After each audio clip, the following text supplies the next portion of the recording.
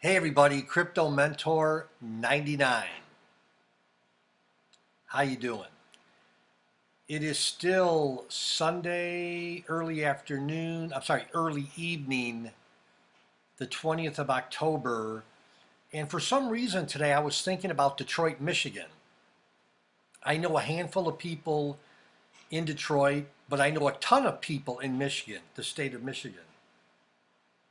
And a few hours ago when I was thinking about Detroit, I didn't think, hey, I'm going to do a video on Detroit. But the more I started thinking about it, um, I don't know if some of you know this. Some of the older people do for sure.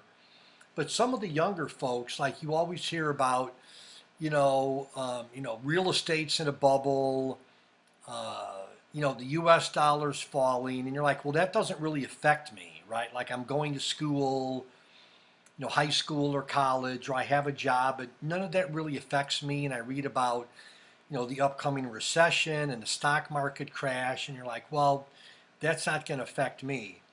Well, I was thinking about Detroit today, and for some of you younger that follow me on my YouTube channel, did you know that Detroit, Michigan, the city of Detroit, Michigan, filed for Chapter 9 bankruptcy back in 2013. Like, isn't that crazy to think that? So let me say that again slower in case you missed it. And I'm reading from Wikipedia here. The city of Detroit, Michigan filed for Chapter 9 bankruptcy July 18th, 2013. It is the largest municipal bankruptcy filing in U.S. history by debt, which was estimated at the time between 18 and 20 billion. Okay.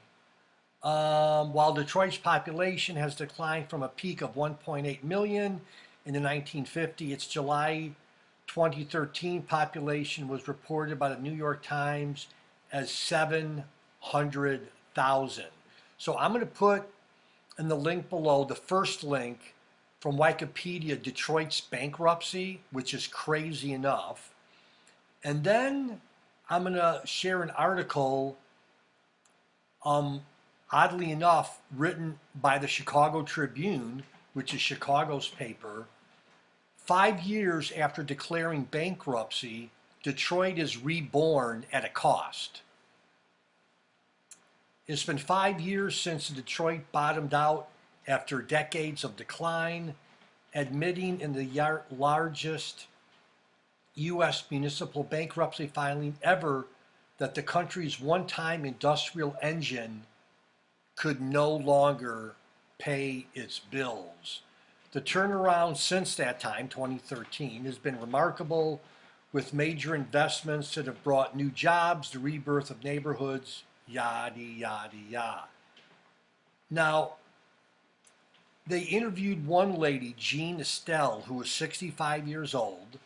She worked for 3 decades for the city of Detroit, in the Department of, or Detroit's Recreation and Public Works Department. And then she retired in 2004. Like retirees, she lost part of her pension. Like that's real money after you've retired from there. And all of her retiree health coverage in the bankruptcy settlement. All of her health coverage benefits. So before the bankruptcy settlement, she received $2,300 per month,